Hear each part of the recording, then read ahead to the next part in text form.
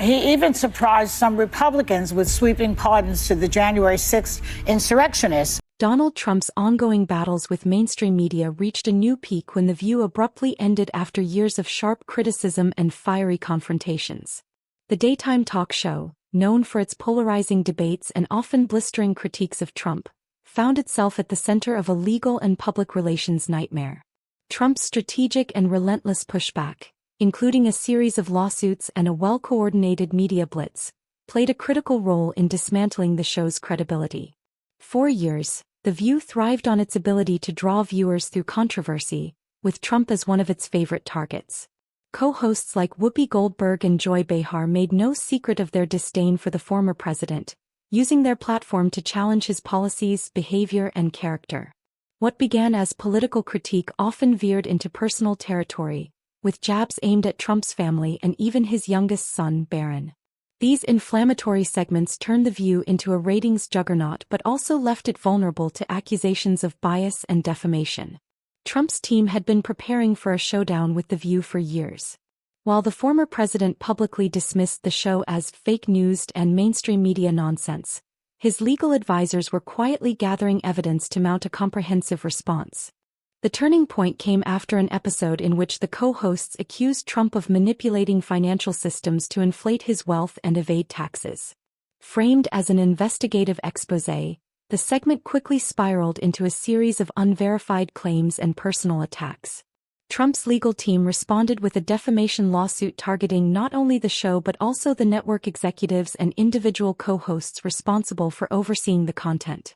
The lawsuit, meticulously crafted to highlight years of alleged defamatory rhetoric, included internal communications from The View's production team. These emails revealed a pattern of prioritizing sensationalism over factual accuracy, with producers pushing unverified stories for their entertainment value. The evidence painted a damning picture of a show more concerned with boosting ratings than adhering to journalistic standards. The Trump family played a significant role in amplifying the legal battle. Melania Trump, often a target of the co-host's speculation about her marriage and role as First Lady, filed her own defamation lawsuit. She accused the show of repeatedly misrepresenting her personal life and damaging her reputation. In a rare public statement, Melania described The View's rhetoric as toxic and harmful, emphasizing the emotional toll it had taken on her and her family. Ivanka Trump, another frequent target, publicly condemned the show for engaging in what she called a campaign of personal destruction. This is January 6th. These are the hostages.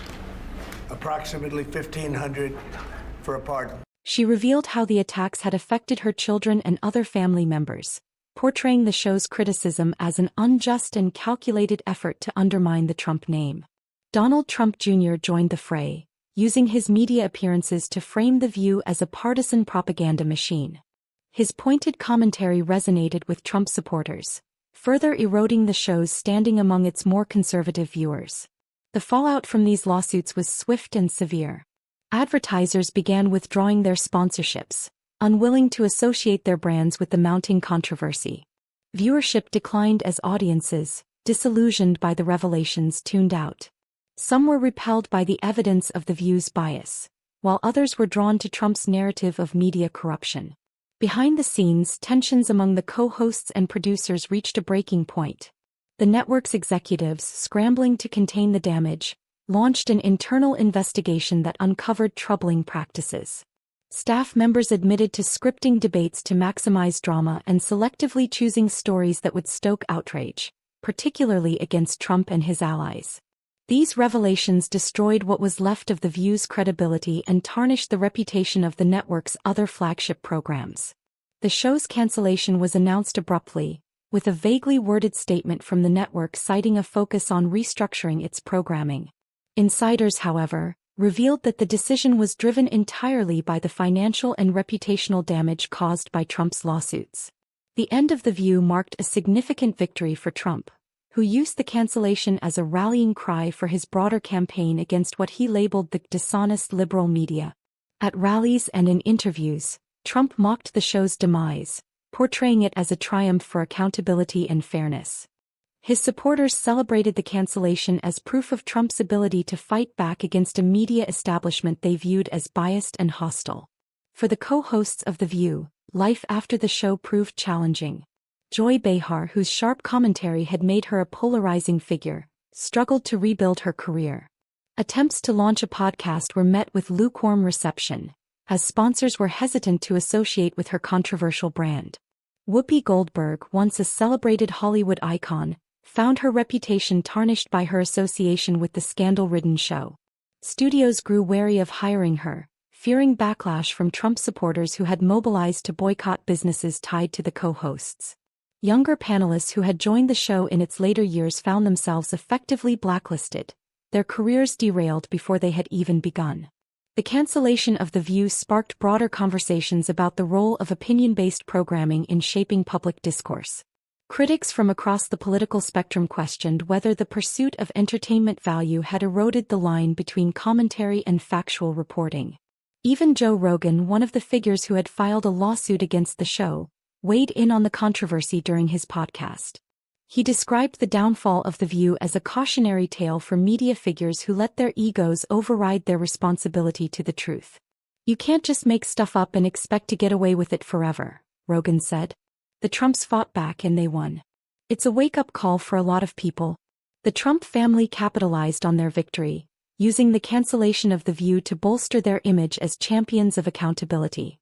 Ivanka Trump spoke candidly about the personal toll the show's rhetoric had taken, framing the lawsuits as a necessary step to defend her family's integrity. Melania Trump, in her understated style, described the cancellation as a victory for everyone who had been slandered in the name of entertainment. Trump himself hinted at plans to launch a new media platform dedicated to providing real news free from what he called the corruption of mainstream outlets. We need a free and fair press badly, desperately.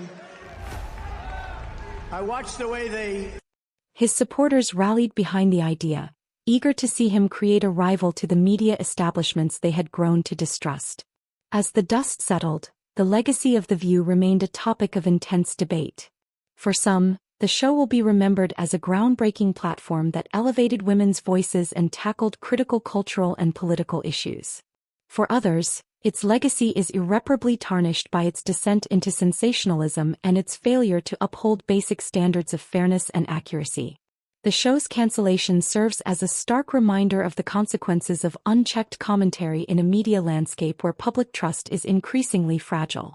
Whether viewed as a necessary reckoning or a cautionary tale, the end of The View marks a turning point in the relationship between media and accountability, leaving behind lessons that will resonate far beyond the world of daytime television.